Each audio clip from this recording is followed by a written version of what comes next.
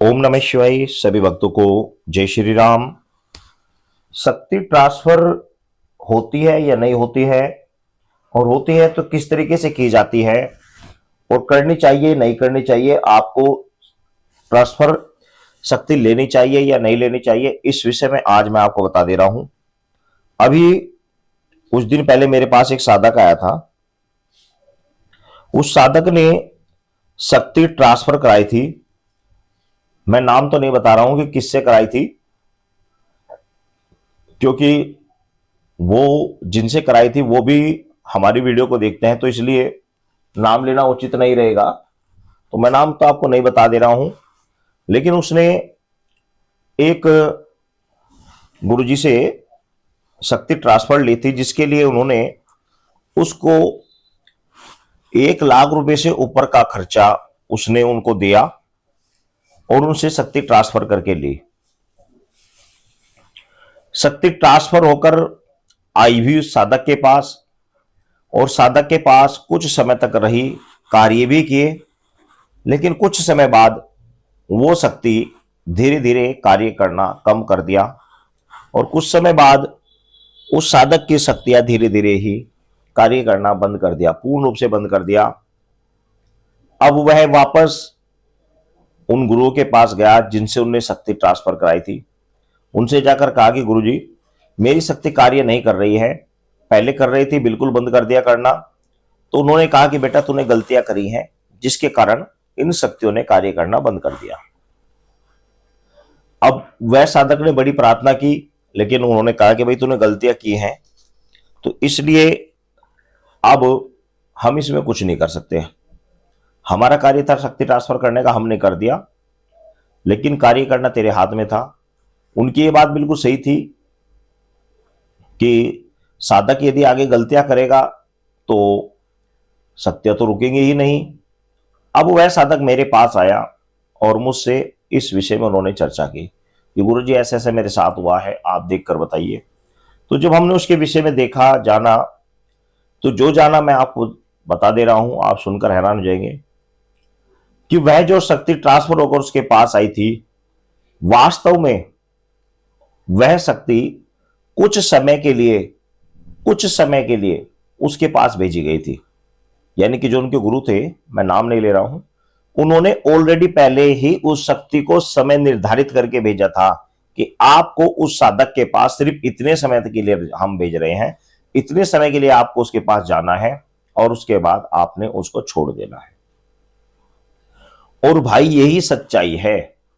हकीकत बात यह है कि सच्चाई भी यही है, क्योंकि अगर आप कोई सिद्धि करते हैं, पहली बात तो ये कि सिद्धि करना कोई बच्चों का कार्य नहीं है, कोई बच्चों का खेल नहीं है। लाखों करोड़ों साधक भक्ति करते हैं, उनमें से कुछ ही साधक ऐसे हैं जो सच्चे होते हैं, और उन सच्चे भक्तों में भी कुछ ही साधक ऐसे हैं जो भक्ति को सदा विश्वास निष्ठा नियम से करते हैं, और उन निष्ठा नियम करने वाले साधकों में भी कोई बिरला ऐसा होता है जिसे ईश्वर की शक्तियां प्राप्त होती हैं। तो बड़ी मुश्किल से तो आपके ऊपर ईश्वर की कोई शक्ति मेहरबान होती है, चाहे वो किसी की भी हो। जब वह शक्ति आपके ऊपर प्रसन्न होती है तो वो प्रसन्न आपके ऊपर हुई है, न कि आपके कहे अनुसार दूसरे के ऊपर हुई है। लेकिन जब आपके ऊपर कोई शक्ति मेहरबान होती है और आपने उससे वचन ले लिया है कि मैं जब भी बुलाऊंगा आपको आना पड़ेगा, जो भी कार्य कहूंगा करना पड़ेगा, तो आपने जो वचन लिया है कि जो भी कार्य कहूंगा करना पड़ेगा, शक्ति ऐसी स्थिति में विवश हो जाती है, क्योंकि उसने वचन दिया हुआ है कि मैं जो भी कार्य कहूंगा आपको करना पड़ेगा, तो वो विवश हो जाती है। ऐसी स्थिति में जब कोई साधक आपके पास आता है और आप शक्ति ट्रांसफर उसे करते हैं या आप किसी से लेने जाते हैं, तो उससे देने वाला व्यक्ति क्या करता है, एक समय निर्धारित कर देता है उसका कि मैं तुम्हें इतने समय के लिए इसके पास भेज रहा हूं। तो वचन रहने के कारण वह शक्ति जाती तो है, लेकिन चूंकि वह उस पर प्रसन्न नहीं थी, प्रसन्न तो वह उस साधक के ऊपर थी, उस गुरु के ऊपर थी, तो जो शक्ति ट्रांसफर लेने आया उस पर तो प्रसन्न नहीं थी, लेकिन मजबूरन वचनों के कारण उसके पास जाना पड़ रहा है। तो वो कुछ शर्तें अपनी रखती है। शर्तें क्या होती हैं कि यदि यह मेरा गलत प्रयोग करेगा तो मैं इसके पास से तुरंत आ जाऊंगी। और मेरा एक निश्चित समय होना चाहिए कि मैं इतने समय तक इसके पास रहूंगी, उसके बाद वापस इसके पास से आ जाऊंगी। तो वो शक्ति उसके पास जाती है, लेकिन कार्य भी करती है। लेकिन जैसे ही वो साधक गलती करता है तो तुरंत शक्ति ट्रांसफर उसके पास से वापस आ जाती है, और या जो उसके पास समय दिया गया होता है उस समय तक उसके पास रहती है, उसके पास से वापस आ जाती है। कारण कि उस शक्ति जिस व्यक्ति ने ट्रांसफर ली है उसने तो कोई सिद्धि साधना नहीं की, और की है तो बहुत थोड़ी की है। और जिसने कर रखी है उसने एक लंबे समय तक साधना की, और नहीं भी की तो पूर्व जन्मों में उसने साधना की होगी, तब जाकर उसे सिद्धि प्राप्त हुई। क्योंकि बिना कर्म के सिद्धि नहीं मिल सकती है। जो साधक ऐसे हैं कि जिनके पास पूर्व जन्म से ही पैदा होते ही सिद्धियां उनके पास रही है, तो वो सब पूर्व जन्मों के ही कारण रहती है, ऐसे नहीं होती। पूर्व जन्मों के कई जन्मों के पुण्य प्राप्त होने के कारण ही साधक को सिद्धियां प्राप्त होती है, हो वो किसी भी उम्र में जाती हैं। तो आप सिद्धि ट्रांसफर के चक्कर में ना पड़े, सिद्धि ट्रांसफर के चक्कर में ना पड़े। और यदि सिद्धि ट्रांसफर का व्यक्ति कोई आपको मिलता भी है, कोई सिद्धि ट्रांसफर कराता है, तो उससे पहले आप पूरी बात कर ले, पूरी अच्छी प्रकार से जांच पड़ताल कर ले, तब जाकर ऐसे में पैसे आप वेस्ट करें, अन्यथा ना करें।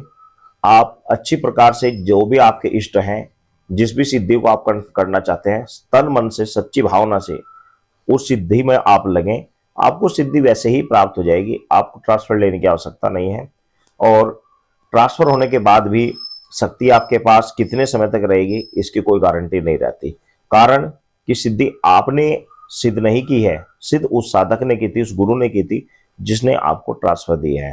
तो ऐसी स्थिति में सिद्धि आपके पास भी ज्यादा दिन रुकने की संभावना नहीं रहती, और देने वाले के पास भी ज्यादा दिन नहीं रहती। कारण कि वह उस शक्ति का मिसप्रयोग कर रहा है। शक्ति प्रसन्न होकर उसके पास आई थी, वह यदि किसी और को देता है, ट्रांसफर करता है, तो वो उचित नहीं होता।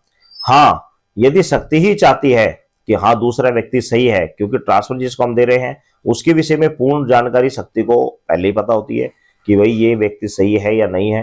तो व्यक्ति यदि सही है, साधक लेने वाला व्यक्ति यदि साधक सही है, तो कई बार शक्ति एक निर्धारित समय से भी लंबे समय तक वहां पर रुक जाती है, और लंबे समय तक उसका कार्य सफल करती है। इसलिए करती है कि कई बार लेने वाला साधक के कर्म बहुत अच्छे होते हैं, और शक्ति उसके ऊपर बहुत ज्यादा मेहरबान हो जाती है। तो आप भी यदि कोई शक्ति ट्रांसफर, आप किसी से शक्ति ट्रांसफर कराते हैं, तो पहले उससे पूर्ण जानकारी ले लें।